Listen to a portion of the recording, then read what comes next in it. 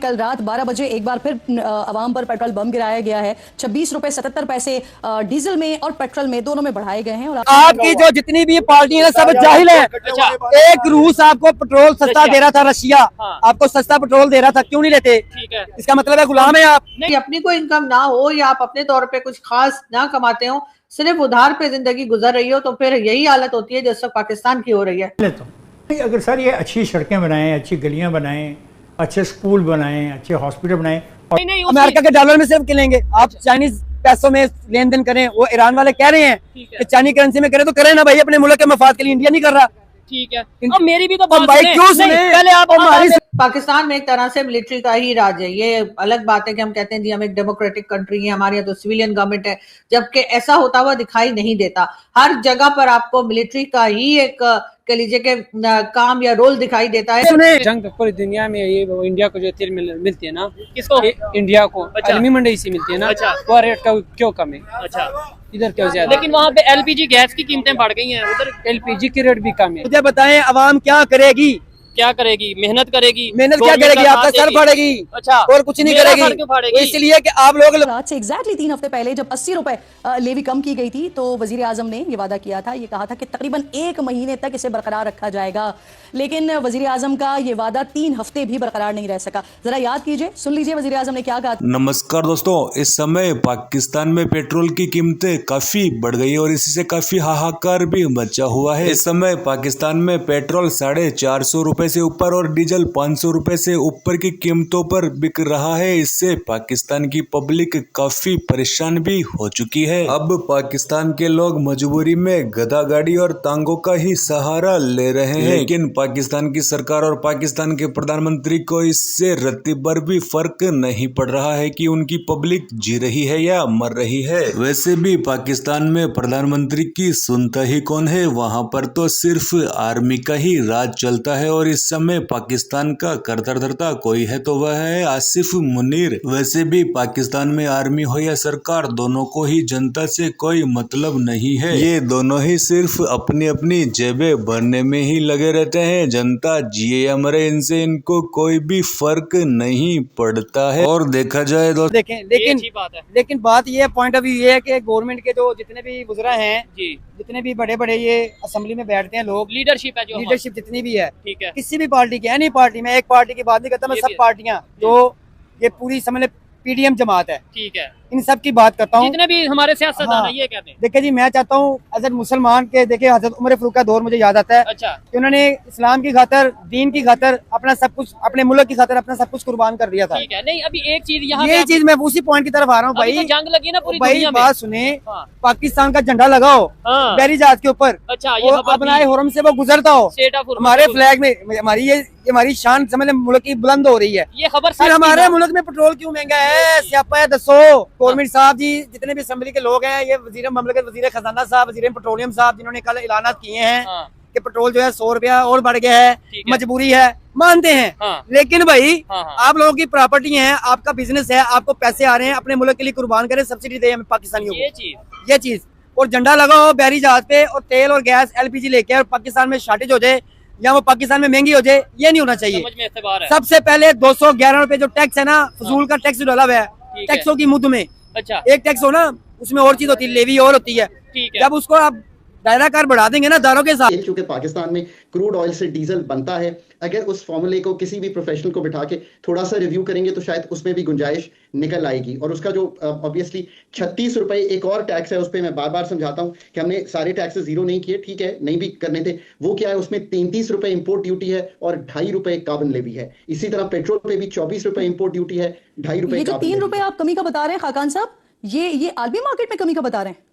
दुरुस्त, आलमी market Dubai plants की पाकिस्तान लैंडेड प्राइस जो अथॉरिटीज ने खुद एग्जैक्टली शाया किया, मेरे सामने खुली हुई है, उसमें 3 रुपए 40 पैसे डीजल पे और 3 रुपए 65 पैसे पेट्रोल पे कमी जो है वो दिखाई दे रही है।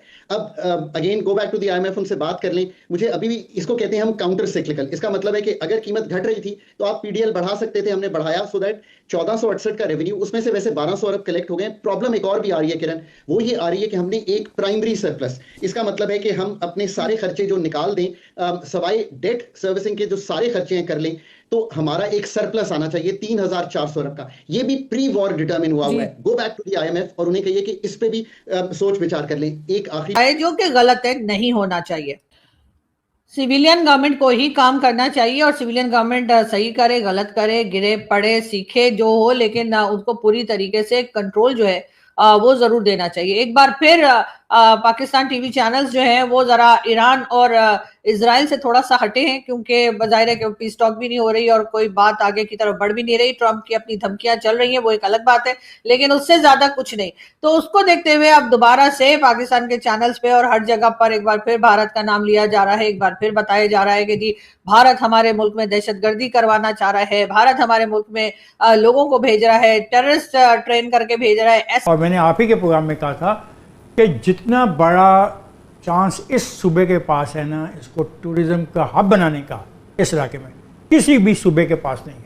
तो क्या इन्होंने ऐसे इकदाम जब किए या करने की कोशिश की तो अगवा कर लिया गया, इनको गिरफ्तार कर लिया गया, इनको जेलों में भेज दिया गया? क्या इनके घरों पे छापे इसलिए मारे गए कि ये अपना झील सैफुल मलूक की सड़क बना रहे थे? इनके घरों पे छापे इसलिए मारे गए कि ये मूवढंड को इम्प्रूव कर रहे थे? क्या इनके घरों पे छापे इसलिए मारे गए कि मानशेरे के डिस्ट्रिक्ट के अंदर जितने मुकामात हैं CI उनको बेहतर कर रहे थे? क्या इसलिए इनके घरों पर छापे मारे गए और गिरफ्तारियां की गई? ऐसा कर रहा है, वैसा कर रहा है। तो भाई अगर ऐसा कर रहा है और आपको अच्छे से पता है तो आप भारत के खिलाफ सबूत लेके जाइए UN में और उनको डाल दीजिए FATF में। अजीब सी बात है कि हम खुद 3-4 बार FATF में जा चुके हैं, लेकिन हम अभी तक भारत को एक बार भी FATF में नहीं पहुंचा सके। लेकिन बहरहाल बात सारी ये है कि ये टेंशन तो चलती ही रहेगी। अगर आपने अपने रिलेशंस ठीक ना किए तो दोनों तरफ से एलिगेशंस चला करेंगी। और पाकिस्तान में तो जैसे ही इस वक्त भी लोग देख रहे हैं कि यहाँ पर लोड शेडिंग भी चल रही है, उसके साथ साथ बहुत गर्मी भी हो चुकी है, इसके बावजूद खौफनाक तरीके से लोड शेडिंग चल रही है। यानी कि बार बार लोगों के घर से जो लाइट है वो बंद कर दी जाती है लोड शेडिंग के नाम पर। उसी के साथ साथ वाटर शॉर्टेज भी है। इस वक्त भी कराची और कई बड़े शहर जो है और कई दूसरे छोटे शहर भी जो है इस वक्त शदीद मुश्किल में है कि वहां पर वाटर शॉर्टेज भी जो है वो बहुत खौफनाक शक्ल इख्तियार कर गई है। पाकिस्तान में जो बेसिक चीजें जो लोगों को चाहिए होती हैं घर में, चाहे वो किसी भी सिटी में रहते हो, वो तमाम की तमाम फैसिलिटीज जो गवर्नमेंट का देने का काम है, गवर्नमेंट वो देने में नाकाम दिखाई दे रही है। हाँ, वैसे बातें करा ले तो जी हमने 11 तैयारे गिरा दिए, तो हमने 12 जहाज गिरा दिए, तो हमने ऐसा कर दिया, तो हमने वैसा कर दिया, बढ़ के मार रहे हैं। भाई ऑपरेशन सिंदूर जो हुआ था वो टाइम अब निकल गया है। पब्लिक जो है अब आपसे ये सुनना नहीं चाहती कि आपने भारत का कितना नुकसान किया या भारत ने हमारा कितना नुकसान किया। इस वक्त पब्लिक कह रही है कि जी हमें पानी दो, हमें रोटी दो, हमें रोजगार दो, या हमें जो जॉब है वो दो, काम दो। यहाँ पर अनएम्प्लॉयमेंट भी खौफनाक तरीके से बढ़ रही है, लेकिन लोगों यानी वो लोग जो गवर्नमेंट चलाते हैं उनके ऊपर किसी किस्म का कोई असर नहीं हो रहा। वो बार बार पब्लिक को ये बताकर अटेंशन डाइवर्ट करने की कोशिश कर रहे हैं कि जी कभी ईरान में जंग हो रही है, तो कभी जी अफगानिस्तान हमें तंग कर रहा है, तो कभी भारत हमें खाने को बैठा है, जो कि अब लोगों की समझ में आ चुका है कि असल में हो क्या रहा है यहाँ पर। बहरहाल ये सिलसिला चल रहा है। एक वीडियो देखते हैं। डॉक्टर कमर चीमा के साथ मैंने कुछ दिन पहले एक वीडियो की थी उनके चैनल पे, तो कुछ बातें वो जो बुक्स के बारे में कर रहे थे, यानी कि इंडियन ऑथर्स के बारे में कर रहे थे, या इंडियन जो लोग चाहे वो मिलिट्री के हों चाहे वो ऑथर्स हों, उनकी बुक्स के बारे में कर रहे थे। जरा सुनते हैं और फिर बात करते हैं। किताबें, वाह! किताबें आप चाह रहे हैं कि मैं बेचना शुरू